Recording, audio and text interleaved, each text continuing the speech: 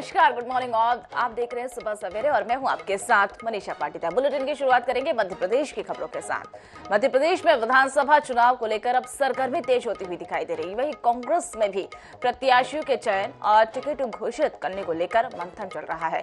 और इसी बीच भोपाल में पीसीसी चीफ कमलनाथ का बड़ा बयान सामने आया है। उन्होंने कहा कि हमें जल्दी नहीं है, उनका इशारा करना था और हमने कर दिया है। पूर्व मुख्यमंत्री के इस बयान से कांग्रेस नेताओं के दिलों की धड़कन अब तेज होने लगी है। सियासी हलकों में अब सुगबुगाहट भी तेज होती हुई दिखाई दे रही है।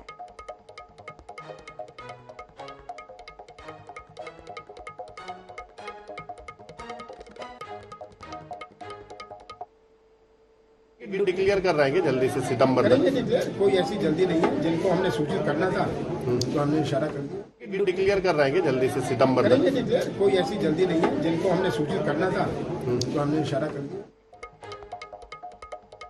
पूर्व मुख्यमंत्री कमलनाथ के बेटे नकुलनाथ ने छिंदवाड़ा में आयोजित दिव्य कथा में एक नया दांव खेलते हुए अपने पिता कमलनाथ को भावी मुख्यमंत्री कहकर संबोधित किया। सांसद नकुलनाथ ने ये बयान उस समय दिया जब आदिवासी सीएम की मांग एक कांग्रेस विधायक के द्वारा उठाई गई और ऐसे में एक बार फिर से सियासत जो है वो तेज होती हुई इस पर दिखाई दे रही है। आपको बता दें कि छिंदवाड़ा में राम कथा का समापन पर सांसद नकुलनाथ को आभार प्रदर्शन के लिए आमंत्रित किया गया था और उन्होंने कथा पांडल में बैठे अपने पिता कमलनाथ को भावी सीएम कहकर संबोधित किया। और इस दौरान कथा में मौजूद लोगों ने जमकर तालियां भी बजाई और इस दौरान ये बात सुनकर मंच पर बैठे पंडित धीरेन्द्र शास्त्री मुस्कुरा उठे और वही कमलनाथ के साथ बैठे उनके समर्थक के द्वारा नारेबाजी भी की गई।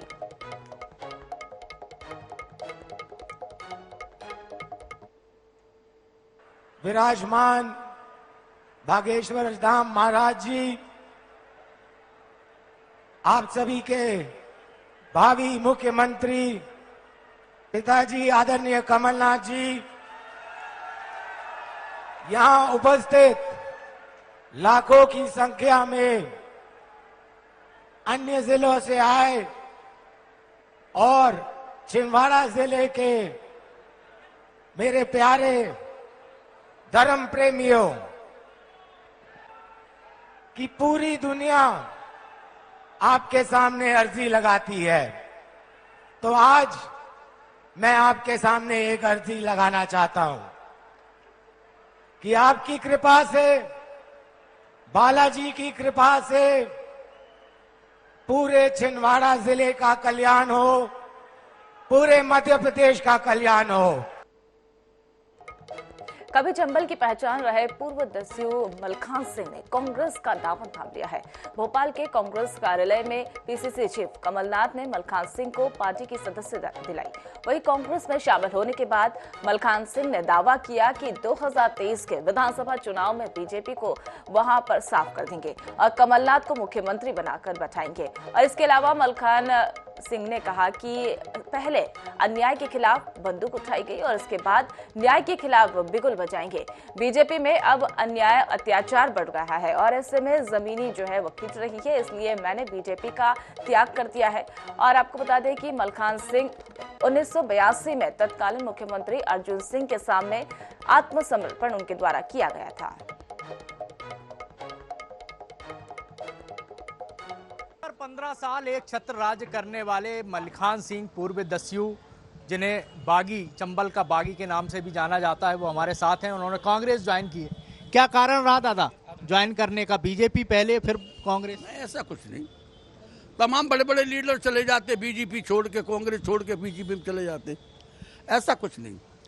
मैं स्वतंत्र आदमी हूँ, निरपक्ष आदमी हूँ। मैं पद के चक्कर में नहीं पड़े।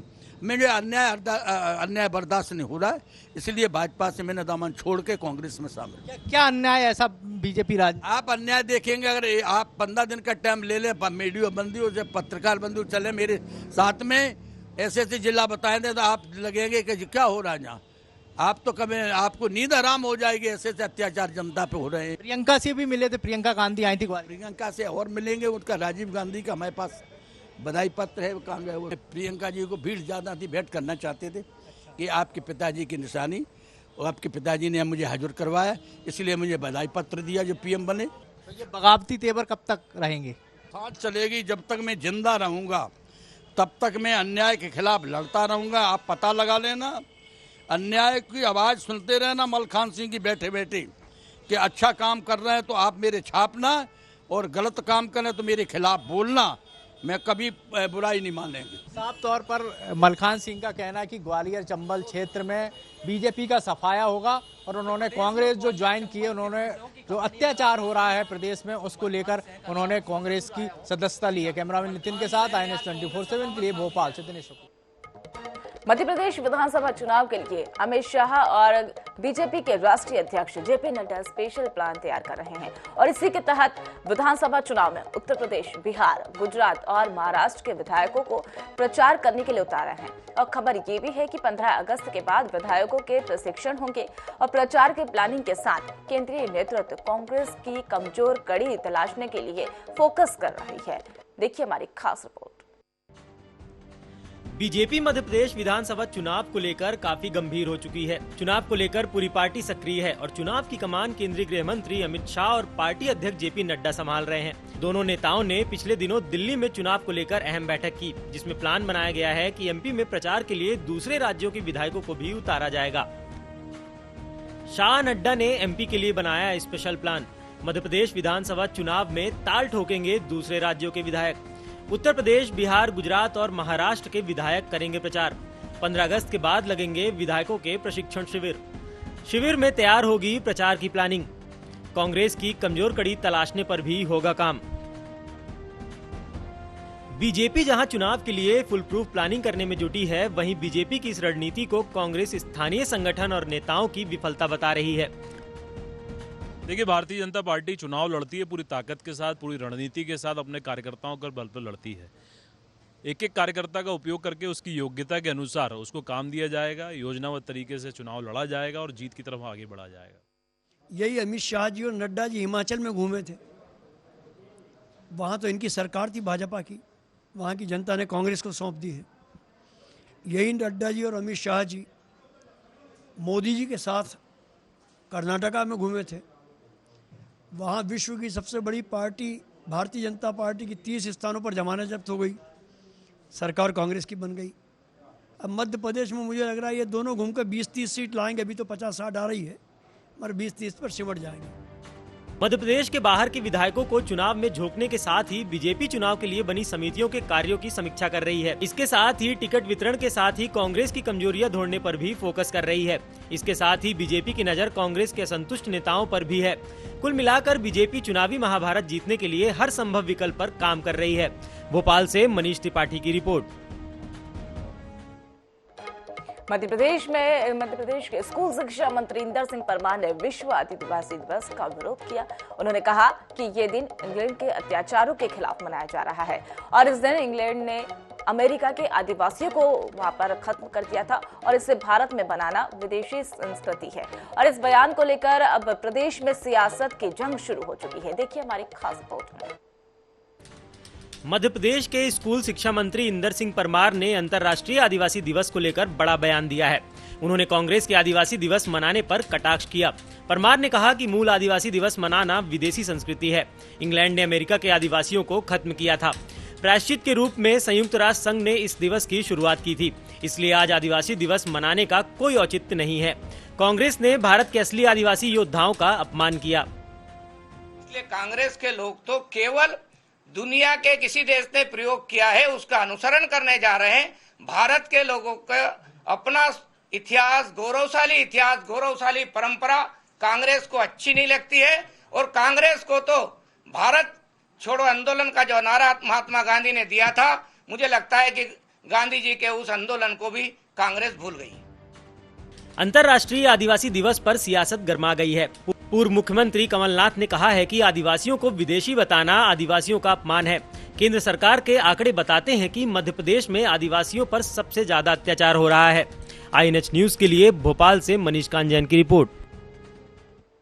लव जिहाद और धर्मांतरण के मामले अब सामने आने के बाद अशोकनगर के एक गांव में मुस्लिम और ईसाई व्यापारियों के प्रवेश पर पाबंदी लगा दी गई है और वहीं जिले की धौरा धतूरिया ग्राम पंचायत में इस सूचना के पोस्टर लगाए गए और वहीं पोस्टर लगाने के बाद इस खबर के मिलने के बाद प्रशासन ने पोस्टर हटवा दिए और वहीं ग्रामीणों में लव जिहाद जैसी घटनाओं के कारण आक्रोश भी वहां पर पैदा हो रहा है। बाहर से आने वालों के लिए आधार कार्ड लेकर आना जरूरी कर दिया गया। देश में लगातार लव जिहाद और धर्मांतरण के मामले बढ़ते जा रहे हैं। दूसरे समुदाय के लोग गांव में सामान बेचने आते हैं, वे महिलाओं से उनके मोबाइल नंबर ले जाते हैं। पश्चिम बंगाल और कश्मीर में ऐसी घटनाएं लगातार हो रही हैं। इस वजह से सुरक्षा के लिहाज से ग्रामीणों ने मुस्लिम और ईसाई समुदाय के लोगों के गांव में घुसने पर प्रतिबंध लगाने के पोस्टर लगा दिए। पोस्टर लगाने को लेकर सरपंच ने तर्क दिया कि लव जिहाद जैसी घटनाओं को देखते हुए पोस्टर लगाए गए थे। बैनर के माध्यम से संदेश देना चाह रहे हैं। आजकल आप देख रहे होंगे पूरे देश में लव जिहाद चरम सीमा पर है और ईसाई मिशनरी जो भी हैं, ईसाई मिशनरी गांव में आते हैं, भोले वाले सीधे साधे गांव के लोगों को प्रलोभन देकर वो धर्मांतरण कराती हैं। आपने देखा होगा हमारे देश में पश्चिम बंगाल हो, केरल हो, जम्मू कश्मीर हो, धीरे धीरे आप पूरे देश में इनके जो पैर पसरते जा रहे हैं लव जिहाद के माध्यम से। कहीं ना कहीं इनके कनेक्शन पाकिस्तान से, बांग्लादेश से, ऐसे देशों से इनके कनेक्शन है। उधर प्रशासन को जानकारी लगने के बाद प्रशासनिक अधिकारी गांव पहुंचे। उन्होंने ग्रामीणों को समझाइश देकर पोस्टर तो हटवा दिए, लेकिन ग्रामीणों में लव जिहाद की घटनाओं को लेकर आक्रोश बढ़ता जा रहा है। INH न्यूज के लिए भोपाल से मनीष कांत जैन की रिपोर्ट। रायसेन जिले की उदयपुरा बरेली से बीजेपी के पूर्व विधायक रामकिशन पटेल ने ताल ठोक दी है। INH 24/7 से एक्सक्लूसिव उनसे बातचीत की। उन्होंने उस एक्सक्लूसिव बातचीत में कहा कि मेरी विधानसभा चुनाव में दावेदारी है, पार्टी संगठन तक बातचीत पहुंच रही है और वहीं ये सवाल है कि अगर रामकिशन पटेल को आगामी विधानसभा चुनाव में पार्टी उम्मीदवार नहीं बनाती है तो वो क्या कदम उठाएंगे। बीजेपी के पूर्व विधायक रामकिशन पटेल से खास बातचीत की हमारे संवाददाता दिनेश यादव। क्या कुछ अहम रहा, आइए हम आपको सुनाते हैं। मध्य प्रदेश में विधानसभा चुनाव को लेकर सरगर्मी तेज हो गई है और रायसेन जिले की बरेली में इस वक्त मैं मौजूद हूं और उदयपुरा बरेली विधानसभा की बात की जाए तो यहां पर किरार धाकड़ समाज के लोग यहां पर फैसला करते हैं कि यहां से विधायक कौन चुनकर जाने वाला है। हमारे साथ बातचीत करने के लिए यहाँ पर रामकिशन पटेल जी जो कहीं ना कहीं 2013 में यहाँ पर अपने यहाँ इस सीट से विधायक चुन के विधानसभा पहुंचे थे और सबसे अधिक वोटों से वो जो जिले में है जो वोटों से जीते थे। इस बार फिर चुनावी सरगर्मी तेज हो गई विधानसभा चुनाव को लेकर, क्या दावेदारी पेश की जा रही है?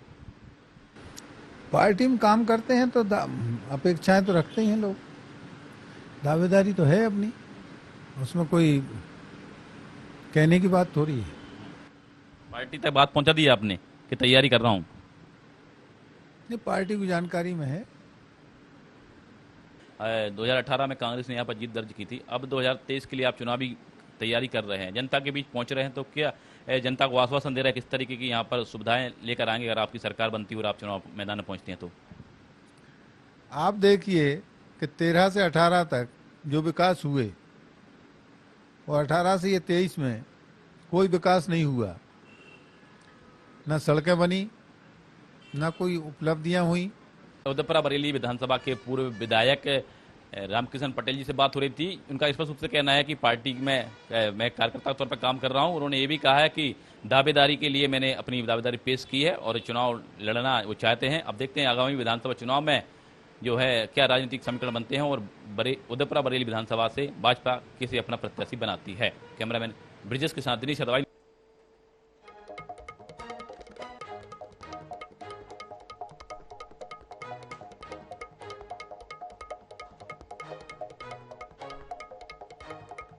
शिक्षा का अभाव, सही मंच न मिलने और आर्थिक तंगी की वजह से कई बच्चे पीछे रह जाते हैं, लेकिन भोपाल पुलिस की एक नई मुहिम की वजह से बच्चियों को एक नई पहल मिल रही है और वही बस्तियों में रहने वाली 80 बच्चियों को भोपाल पुलिस मध्य प्रदेश पुलिस भर्ती परीक्षा के लिए तैयार कर रही है। भोपाल पुलिस की सुपर 80 छात्राओं को पर जो है क्या कुछ खास है, देखिए हमारी खास रिपोर्ट में।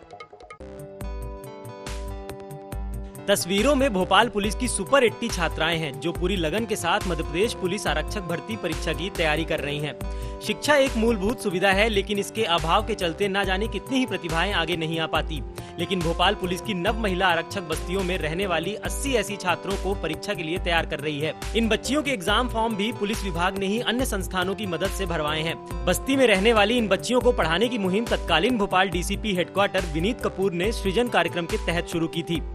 करीब 80 बालिकाएं ऐसी हैं जिनका जो पढ़ाई की अर्हता पूर्ण होती है और वो एलिजिबल है एग्जाम देने के लिए, तो वो बालिकाएं अब हम प्रशिक्षण करा रहे हैं एग्जाम देने। बच्चियों को पढ़ाने की अलग अलग स्थानों पर लगातार क्लासेस चल रही हैं। कई स्थान तो ऐसे हैं जहां पढ़ने की अच्छी व्यवस्था भी नहीं है और आंगनबाड़ी में बच्चियां पढ़ रही हैं। आईएनएच की टीम ने इन बच्चियों से और इन बच्चों को पढ़ाने वाली महिला आरक्षकों से बातचीत की तो वो काफी कॉन्फिडेंट और उत्साहित नजर आए। भोपाल पुलिस की सुपर 80 गर्ल्स, जी हाँ, हमसे इस वक्त हम भोपाल के पुलिस पब्लिक स्कूल में है, जहां पर बस्तियों में रहने वाली गरीब बच्चियों को पुलिस विभाग के द्वारा पढ़ाया जा रहा है। नव नियुक्त जो आरक्षक है वो जो है इन बच्चियों को पढ़ा रहे हैं। ये बच्चियां सभी कॉम्पिटिटिव एग्जाम की तैयारियां कर रही हैं और ये जो तैयारी है ये नए जो आरक्षक भर्ती प्रक्रिया होने वाली है उसको लेकर तैयारियां हैं। जो पहले यहाँ पे इनको पढ़ा रही है उनसे हम बातचीत करेंगे। आप पढ़ा रहे हैं बच्चों को, कैसा रिस्पॉन्स और किस तरीके से पढ़ा रहे हैं आप? बहुत अच्छा है सर रिस्पॉन्स, जैसा हम पढ़े हैं वैसा ही इनको भी पढ़ा रहे हैं सर। अच्छी है सर, 1 महीने से हम लोग कर रहे हैं तैयारी, अच्छी है सर, सब कुछ अच्छा जा रहा है, बच्चे भी अच्छा रिस्पॉन्स कर रहे हैं। अभी आप तैयारी कर रहे हो, कैसा लग रहा है? भोपाल पुलिस की तरफ से आपको मदद दी गई है, कितना अच्छा करने वाले हो? बहुत अच्छा लग रहा है हमें कि हमारी हेल्प की जा रही है। बाकी हमारे बारे में कोई नहीं सोचता, पर जो पुलिस कम्युनिटी है वो हमारे बारे में सोच रही है, बहुत अच्छा लगा हमें। तैयारी कैसी चल रही है और भी बच्चों से पूछेंगे। जोश है आप लोगों में? जज्बा, जुनून और लगन हो तो हर मुकाम हासिल किया जा सकता है। ये बच्चियां इस परीक्षा को निकाल पाती हैं तो यह जीत न केवल भोपाल पुलिस की होगी बल्कि उन सैकड़ों छात्राओं की होगी जो आज भी पिछड़ेपन की सामाजिक मानसिकता के चलते आगे नहीं बढ़ पाती हैं। और इनके साथ खड़ा हुआ है भोपाल पुलिस का विभाग जो इनको पढ़ा तो रहा है, साथ ही साथ इनके एग्जाम के फॉर्म भी पुलिस विभाग के द्वारा ये भरवाए गए हैं। हालांकि अब इसका एग्जाम होना है और इसकी तैयारियां जो है देख चुके हैं किस तरीके से यहाँ की बच्चियां कर रही हैं। भोपाल से INS 24 न्यूज के लिए कैमरामैन हरिवल्लभ चौबे के साथ। आपको बता दें कि अनूपपुर जिला मुख्यालय के वार्ड नंबर 10 में स्थानीय लोगों के द्वारा सड़कों की मांगों को लेकर अब कई बार शिकायत दी गई और यहां तक कि सीएम हेल्पलाइन में भी इसकी शिकायत की गई, लेकिन नगर पालिका परिषद के अधिकारी कर्मचारियों ने अपनी जिम्मेदारी कभी नहीं निभाई। यह स्थानीय लोगों में आक्रोश भी देखने को मिला। स्थानीय लोगों ने बताया कि हमारे कच्चे सड़कों पर पानी भर जाने की वजह से कई बार ट्यूशन, स्कूल तक नहीं पहुंच पाते हैं बच्चे और आए दिन परेशानियों का उनका सामना करना पड़ता है। इस वक्त हम अनूपपुर जिला मुख्यालय के वार्ड नंबर 10 में खड़े हुए, जहां की सड़कें इतनी जर्जर हो चुकी हैं कि बयां करना मुश्किल हो गया है। हमारे साथ एक बुजुर्ग हैं, उनसे हम जानेंगे कि ये रोड की हालत कब से ऐसी है और क्यों ऐसी है। दादा, ये रोड की हालत कब से ऐसी है? आज 25-30 साल हो गए। तो रिपेयर बनवाया नहीं गया? अरे कहाँ बने, आप देख लीजिए ना जैसा बना। बच्चे जैसे स्कूल जाते हैं, ठीक है, रास्ता में कीचड़ है, इतना गड्ढा है, बच्चे गिर जाते हैं, स्कूल जाने से कतराते हैं कि हमको स्कूल अब नहीं जाना है क्योंकि हमारा ड्रेस गंदा हो चुका है। अब हम कैसे वहाँ जाके बैठेंगे? जब भी चुनाव आता है, वार्ड पार्षद आता है, नगर पालिका अध्यक्ष आते हैं, ढेर सारी घोषणाएं करते हैं, लेकिन जैसे चुनाव होता है उसके बाद पलट के कोई नहीं आता है। तो फिलहाल रुक रहे हैं एक छोटे से ब्रेक के लिए। ब्रेक के बाद फौरन हाजिर होंगे।